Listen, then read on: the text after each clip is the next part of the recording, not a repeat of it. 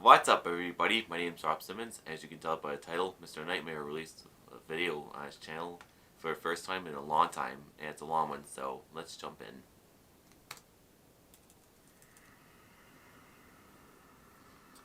Middle of nowhere horror stories. This should be creepy. I guess story 2 is anonymous.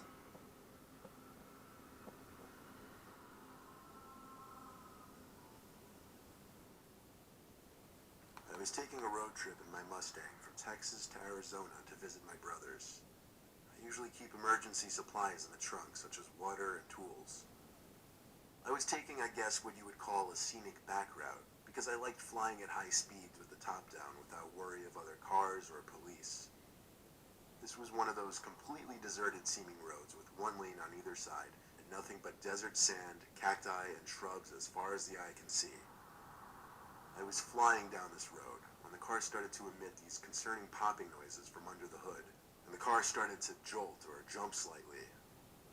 I put a heavy foot on the brakes to bring the car from a speeding 90 miles per hour to a less than gradual halt.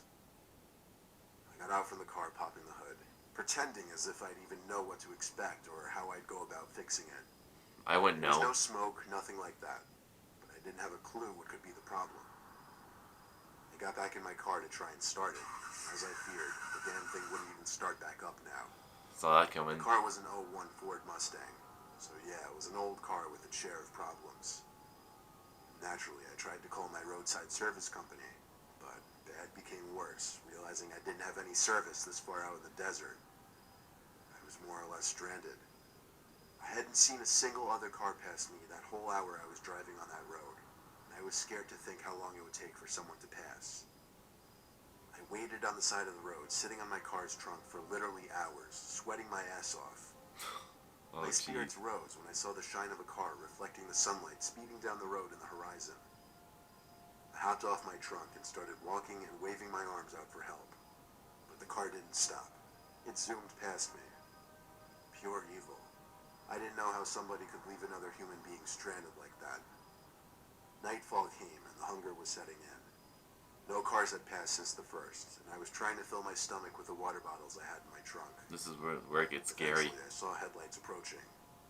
I had my car's hazards on, but I also waved my arms once more. The truck pulled to the side, and a fairly large man stepped out. I told him my car broke down and asked if he knew anything about cars, but he didn't immediately seem interested in my car. He more so seemed interested in asking me if I was alone, where I was going, and why I didn't just call for help. Then he asked me if anyone knew I was here. These questions were certainly making me uncomfortable. I feel He uncomfortable finally hearing offered about me a it. ride, though if he was trying to make a point of making me uncomfortable, he accomplished that. I stepped up into his pickup truck, and off we started driving. This is why you never get in a car, He strangers. said it would be a long while before either of us would have phone service. He started asking me more questions, like why I would decide to take a back route like this. Minutes in, the truck started to slow down, and I heard him mutter, "Ah, shit." He pulled onto the sand on the side of the road, looked at me, and said the piece of crap broke down. This couldn't be happening. I looked back at the man and realized he was still looking at me. Like 5 seconds went by and he was just still staring at me. He finally asked me to go lift up the hood once he would crank the latch. I can only describe this whole situation so well, but through everything up until this point, I was insanely suspicious. I went in front of his truck with a bit of distance between the front and I, and waited to hear a click, meaning the truck's hood was unlatched. In my head, I was picturing him trying to run me over, and that's So was I. exactly what happened.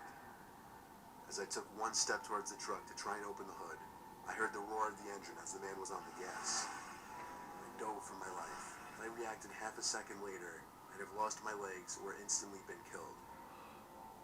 I took off running into the pitch black night, looking back to see the taillights still there.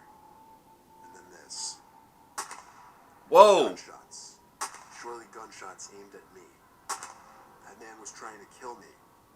It was I too knew late it. out there for I him to knew it. possibly shoot me dead without some kind of luck. But I thought I was going to die at any moment. I ran as far as I could, then dove and made myself as low to the ground as possible. I heard a truck speeding off in the distance. so I turned and saw the taillights of the truck slowly disappearing down the empty road. I eventually fell asleep on the side of the road, and the nightmare didn't end until early morning, when I woke up to another pickup truck passing by. What? I waved them down, covered in dirt and sand, and thank God this man was actually normal, he and his wife. They gave me water and drove me to the nearest town, where I was able to call the towing company. Oh, It was a dude. 45-minute drive back to my car on that goddamned road, then that same distance back to bring it into a shop.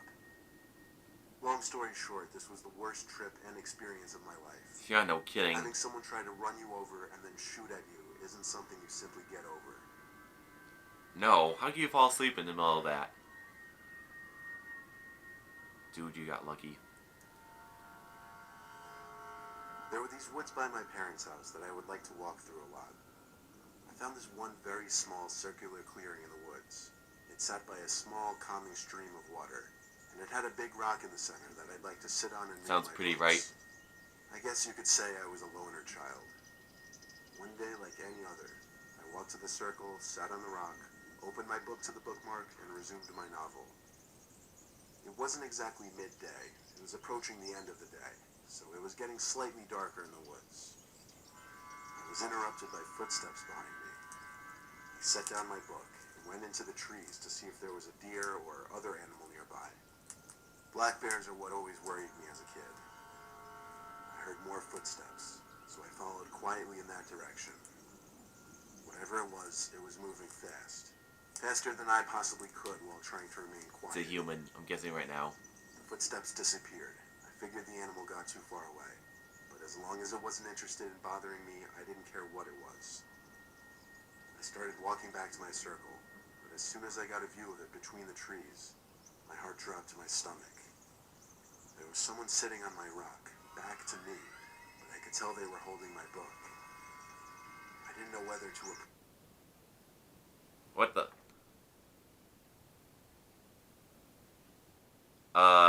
where I was standing, even still behind a Sorry, few technical trees. difficulties. He said, "I watch you come here a lot." He had on I this knew it was a weird human. smile that immediately made me even more uncomfortable. My 13-year-old self didn't have a fight or flight response system. I only had a flight response instinct. The man stood up and took 1 or 2 steps towards me, and I started running. I knew the way back to my house easily. I was there after a couple minutes of running. That night, I got a knock at my window. I woke up terrified and screamed for my dad. My dad came rushing in, and when I told him, he went outside to check. I was horrified when he came rushing in, and when I told him, he went outside to check. I was outright disturbed when he came back in with my book that I left in the woods. Wow. He said it was left outside my window. I slept in my parents' room for like a week after that, and needless to say, I never returned to that circle in the woods. No kidding. Why would you let your kid go there in the first place? This is creepy. I had taken a job working for a company based in the mountains. They offered me a cottage to stay in while working there. That's nice. It was an old home built into the side of a mountain and surrounded by the forest. I lived in the basement, which had been converted into a small living space with a bathroom, kitchen, sleeping area, and a laundry room. The laundry room was L-shaped and had a door that went out back and into the surrounding forest. The door that led to the forest was locked from the inside and was quite difficult to open. I never used that door and always kept it locked. I The would rest too. of the house was empty, but I didn't have access to it.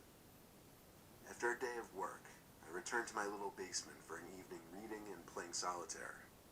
I turned off my lamp and started to nod off when I heard a noise. The noise was like wood creaking. I played it off as my imagination, but then it repeated. I thought maybe one of the cabinets in the kitchen was latched improperly and swung open. I checked, but all the cabinets were secured. I Something opened my else. closet, thinking Someone maybe else. something in there had made the sound. But again, nothing. The last place to look was the laundry room. I opened the door that connected the house to the laundry room and was instantly hit by a gust of cold night air. I slowly turned the corner and witnessed the door that led to the outside I knew it had swing something in to do the with that. nighttime breeze. I am 100% certain I had this door closed and And like I said earlier, there is no way it could open on its own. I don't know what happened. Was there someone waiting in the laundry room, just waiting for me to fall asleep before sneaking out? That's my guess. Was it something supernatural? Either way, there are few times I had ever felt such genuine horror. Not over yet. Well, that was a short one. There's 4 minutes left, and I thought that was a longer story. Tennessee has some real characters out in nature. I hiked all around while in school there. Made some good memories with a girl in the enveloping nature. Tennessee has good roads to popular hiking sites and tons of mini trails branching off. Sometimes you need to know what to look for as far as trail markers go, because the interesting ones are always a good ways out. There's one spring waterfall that spills across a mossy granite wall, towering over a shallow stream that empties into a decent-sized pond. I went out there with a friend last time, and we got separated on the way out. I have no freaking clue how that happened. We've each been hiking for over 10 years. I've run over it 1,000 times in my mind, and it has to be this one ledge system. To get to the top of the fall, you need to take a longish detour that has an old wooden railing and a 3-way branching ledge system. So I've taken all 3 routes and ended up at the same spot. They take maybe 3 to 4 minutes to blast through, and they're kind of like rocky corridors. I don't take the left one anymore, because I'm 90% sure these big stains in the middle are blood. Whoa. Don't want to know what happened there. It's odd, because the left is by far the most inviting. Flowers bloom from vines that are etched into the moss-matted bedrock. Anyways, I'm 45 seconds ahead of her, and opt for the right path when I realize I should tell her to avoid the left. It's really hard to reverse, given the sloping angle of the path and a few short drops that become narrow climbs. Screw it. Faster if I speed through and yell down. I get out of the right corridor and swing around to where the middle path drops off. I yell, but no reply. So she took left. I run over and climb into the left corridor, thinking she saw the stains and freaked out. To be fair, Maybe it she looks did. like someone got bludgeoned to death.